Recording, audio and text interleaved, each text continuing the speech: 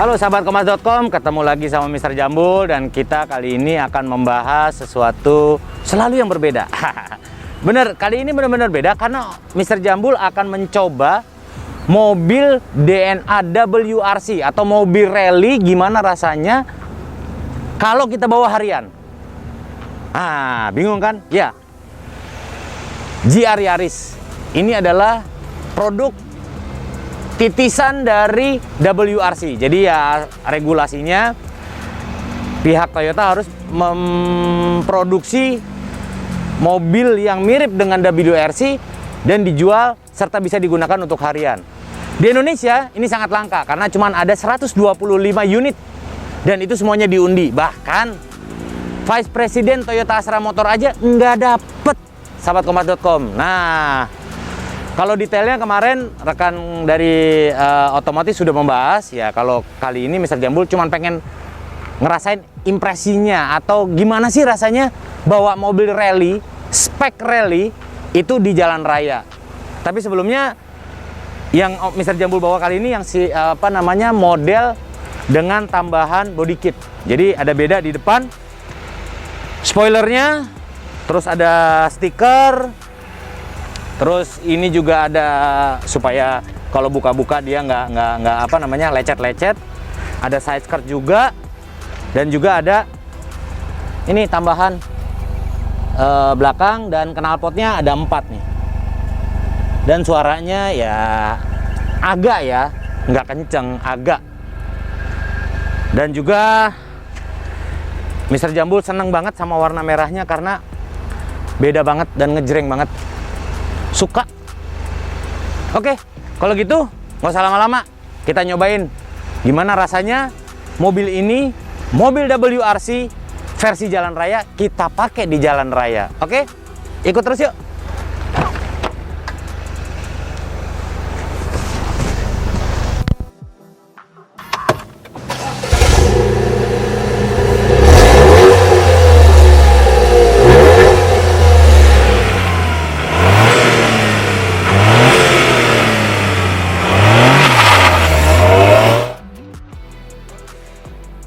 Oke, sahabat Kompas.com, Mr. Jambul udah ada di dalam kabinnya GR Yaris nih. Kita lagi nyobain. Impresi pertama pas bawa sih, satu, setirnya berasa berat nih ya kalau buat di puter apa segala macem. Beda sama mobil-mobil biasa, setirnya agak berat dan jadi mirip-mirip kayak kira-kira mirip sama karakter BMW seri 3 deh setirnya. Kalau posisi duduk sih mantep banget. Jok semi bucket seat ini sangat mendekat badan, sangat baik. Jadi juga nggak gampang goyang-goyang, jadinya mantep lah pokoknya. Sama setir juga bisa diatur ketinggian, rendah, sama maju mundurnya. Kalau bahasa kerennya tilt and telescopic steering.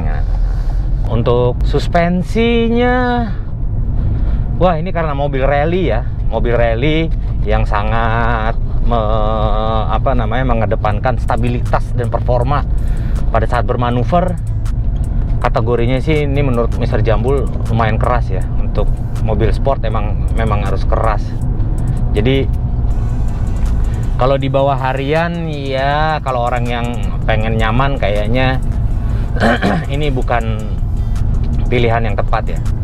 Tapi kalau memang udah doyan, yang apalagi anak-anak milenial yang doyan ceper, menderita nggak apa-apa asal gaya, nah ini sih nggak ada ininya lah. Cuman ya itu keras banget, terus ditambah profil ban 40 jadi tipis, jadi kalau misalnya ada jalan rusak, berlobang apa segala macam itu sangat terasa banget. Entakannya itu terasa banget. Nah guys, untuk mesin emang dia cuma 3 silinder plus turbo, HP-nya 260. Nggak akan hilang sih suara khas dari 3 silinder. Jadi kalau boleh berandai-andai nih, Mr. Jambul jadi inget ini loh, apa namanya, waktu nyobain Subaru STI. Nah, suara-suara raungan mesin itu mirip, bener-bener mirip, gitu. Tapi enak. Nah, cuman untuk di bawah harian, mungkin kemarin beberapa kali Mr. Jambul coba beradaptasi, karena begini, pada saat ganti gigi atau pedal gas diinjek sedikit, dia langsung merespon. Jadi kadang-kadang terasa habis pindah gigi tuh kayak orang baru belajar nyetir mobil, guys. Gitu. Kayak gitu-gitu tuh. Nah, jadi bener-bener harus beradaptasi dulu. Karena ini galak banget ya perpindahan giginya, dan turbonya ini kayaknya benar-benar merespon kebutuhan akselerasi dari pengemudi. Jadi toel sedikit dia langsung ngegas, apalagi ganti gigi, toel dikit sampai ngegas. Nah, biasanya nih kadang-kadang kan sahabat kompas.com sering mode santai, lagi nyantai ya, RPM 2500, gigi 5. Ini sekarang kondisi ini 80. Tapi tiba-tiba pengen berakselerasi, udah tinggal injek gas, ini mobil langsung nyaut aja, langsung ngebus aja, cek.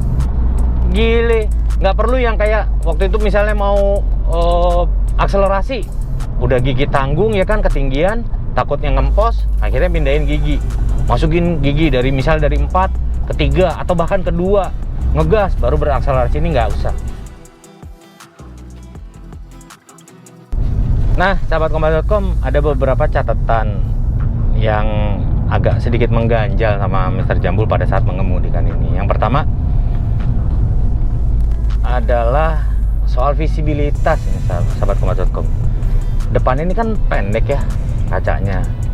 Nah, posisi spion itu agak di tengah, agak turun gitu. Jadi agak mengganggu sebenarnya. Jadi nggak lebar.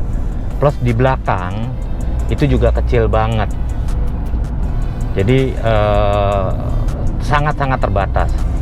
Dan agak sulit kalau pada saat parkir, guys.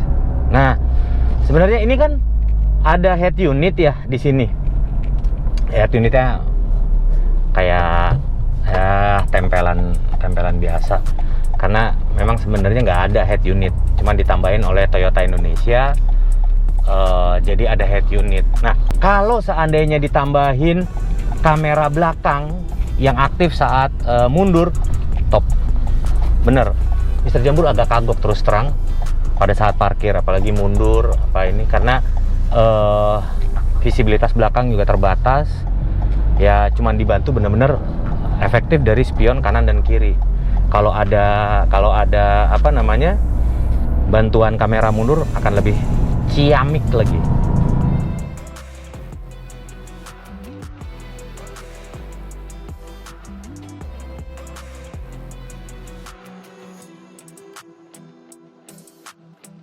Oh iya, satu lagi nih guys, GR Yaris ini cuman bisa dinikmati di depan doang.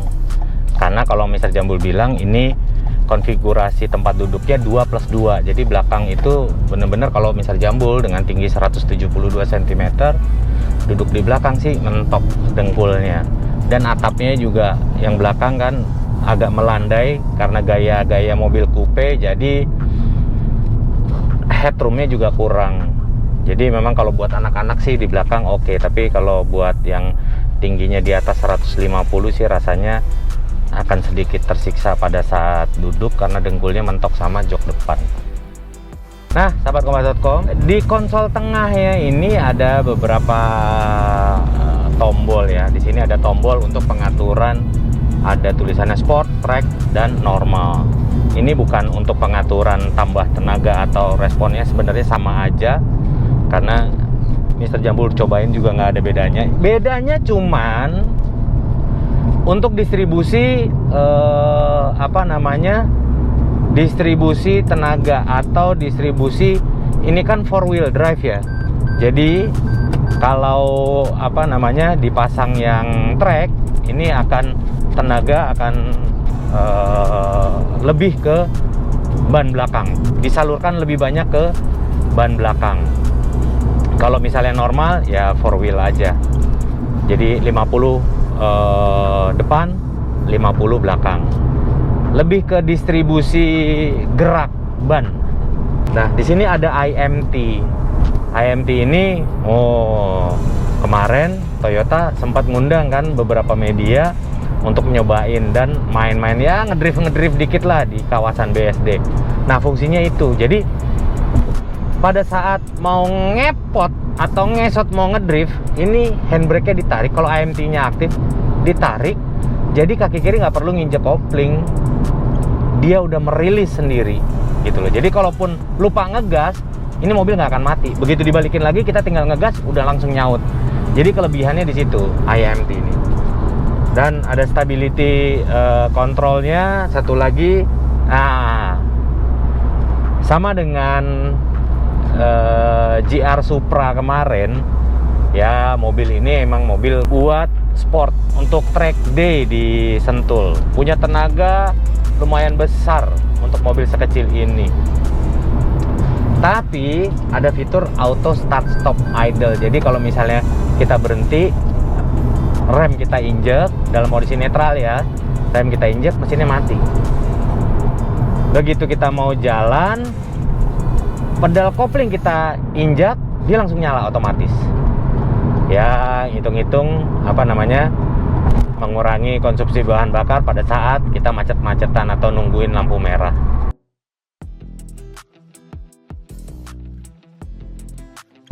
Oh iya, sahabat kompas.com, koplingnya itu sama kayak waktu Mr. Jambul nyobain Civic Type R. Masih ramah, jadi nggak terlalu keras dan juga nggak terlalu empuk ya. So jadi dibilang keras banget sih enggak. Beda sama kayak beberapa mobil balap tuh pasti koplingnya keras-keras kan kalau diinjek, waduh. Jadi masih enak seandainya sahabat kompas.com lagi nyetir GR Yaris terus terjebak di kemacetan. Ya nggak pegel-pegel amat lah kaki kiri sahabat kompas.com. Karena ya sedikit keras di atas mobil-mobil manual standar, tapi sedikit lebih empuk dibanding penggunaan kopling kompetisi mobil-mobil balap.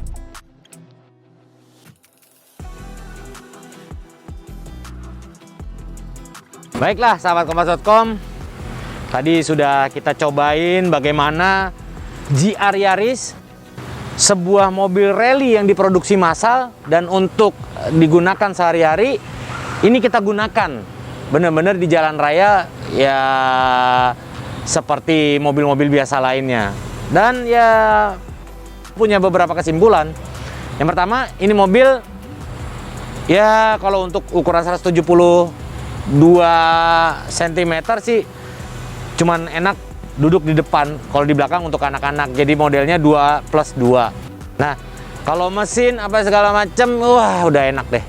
Cuman memang harus adaptasi, karena kalau enggak rasanya kayak orang baru belajar nyetir mobil, jadi ngangguk. Karena apa? Responnya setiap habis ganti gigi atau gas diinjek dikit, itu langsung ngerespon. Dan juga kalau untuk penggunaan sehari-hari, suspensi mobil rally yang punya karakter medium hard dan agak keras ayunannya bukan sebuah pilihan yang baik untuk orang-orang yang mengejar kenyamanan. Tapi kalau untuk orang sport, rasanya ini cocok. Ya sedikit merasakan guncangan-guncangan yang agak-agak bikin badan mentul-mentul lah, kira-kira begitu. Nah, jadi masih oke untuk dibawa sehari-hari. Ya seperti tadi Mas Jambul udah bilang, ada plus minusnya ya. Jadi tapi sedikit kebanggaan adalah mobilnya menarik perhatian dan tidak semua orang yang punya uang bisa beli mobil ini. Karena apa? Terbatas. Dan ini collectible item pastinya. Terima kasih sudah menyaksikan YouTube otomotifkompas.com. Jangan segan-segan untuk selalu menyaksikan. Jangan lupa subscribe, komen. Semoga kami juga mendapat masukan. Mau review apa lagi. Dan juga aktifkan notifikasinya supaya setiap ada video baru Anda selalu terupdate. Terima kasih banyak sudah menyaksikan. Kompas.com, jernih melihat dunia.